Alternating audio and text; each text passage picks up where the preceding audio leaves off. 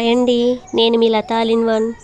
Sunday కదండి, అందరిళ్ళల్లో కూడా కంపల్సరీగా నాన్ వెజ్లు అయితే వండుకుంటారు కదా. నేనైతే ఈరోజు గోంగూర మటన్ అయితే వండాను.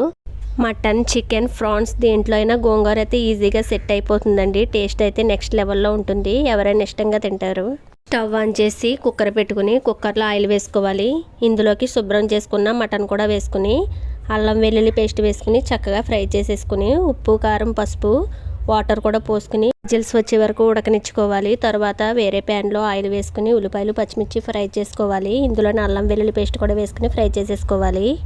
ఉడికించి పెట్టుకున్న పచ్చిమిర్చి, గోంగూర పేస్ట్ని కూడా ఆనియన్స్ వేసుకుని కలిపేసుకుందాం. ధనియాల పొడి కూడా వేసుకుని కలిపేసుకోవాలి. తర్వాత వాటర్తో సహా ఉడికించుకున్న మటన్ కూడా వేసేసుకుని ఇది కొంతసేపు ఉడికిన తర్వాత గరం మసాలా కూడా వేసుకుని దగ్గరకు ఉడికిపోయాక కొత్తిమీర కూడా వేసేసుకోవాలి. అంతేనండి, గోంగూర మటన్ కర్రీ అయితే రెడీ అయిపోయింది. వీడియో నచ్చితే లైక్ చేయండి, సబ్స్క్రైబ్ చేసుకోండి.